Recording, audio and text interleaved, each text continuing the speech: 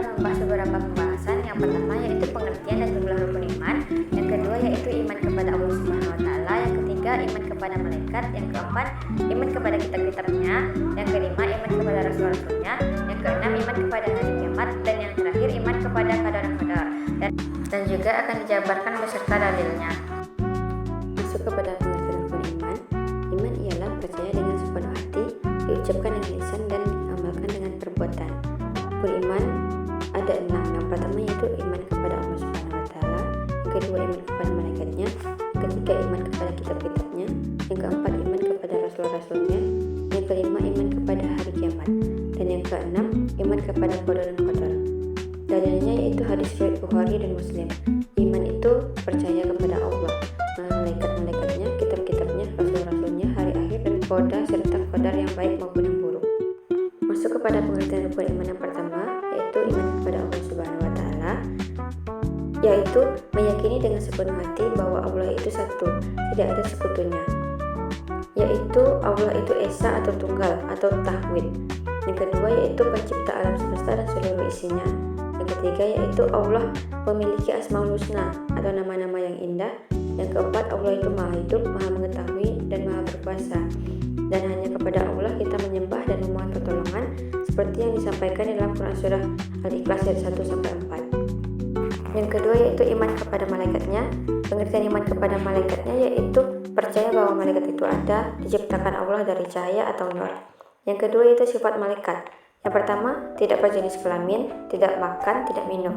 Yang kedua, selalu taat kepada Allah, tidak pernah berdosa. Yang ketiga yaitu memiliki hawa nafsu. Malaikat itu ada 10 yang wajib kita imani. Yang pertama yaitu malaikat Jibril, yaitu tugasnya menyampaikan wahyu. Yang kedua yaitu malaikat Mikail, membagikan rezeki. Yang ketiga yaitu malaikat Israfil, yang meniup sangkakala. Yang keempat yaitu malaikat Israel, yang bertugas mencabut nyawa. Yang kelima, malaikat Mungkar, bertugas menanyai di alam kubur. Yang keenam yaitu malaikat Nakir, menanyai di alam kubur.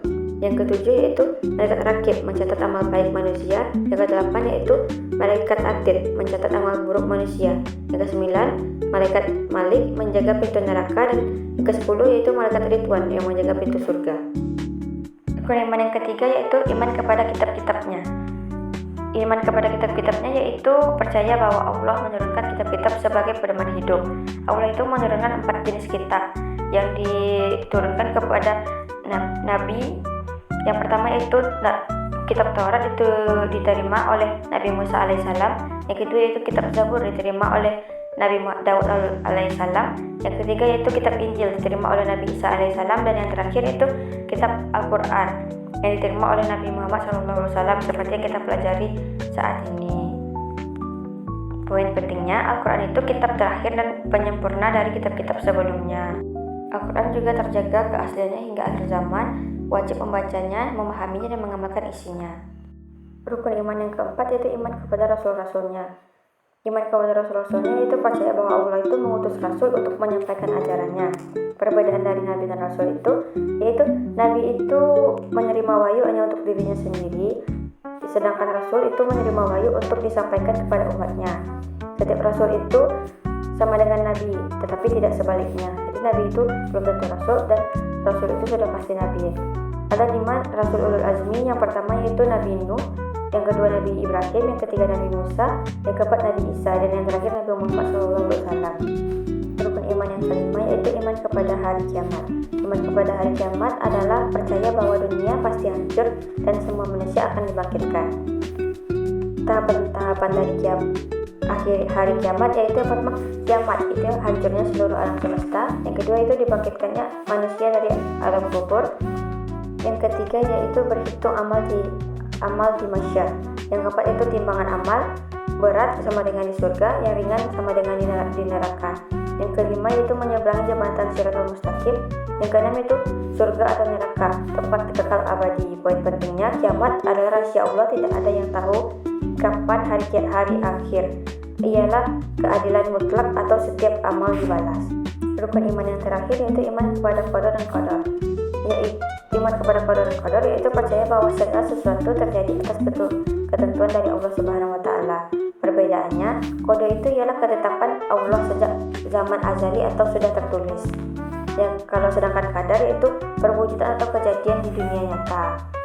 Yang sikap orang beriman, yang pertama itu berusaha dan berikhtiar sekuat tenaga. Yang kedua itu bertawakal, menyerahkan hasil kepada Allah. Yang ketiga yaitu sabar saat tertimpa musibah. Yang keempat itu bersyukur saat mendapat hikmat. Dan yang terakhir itu tidak menyerah, pasrah tanpa usaha.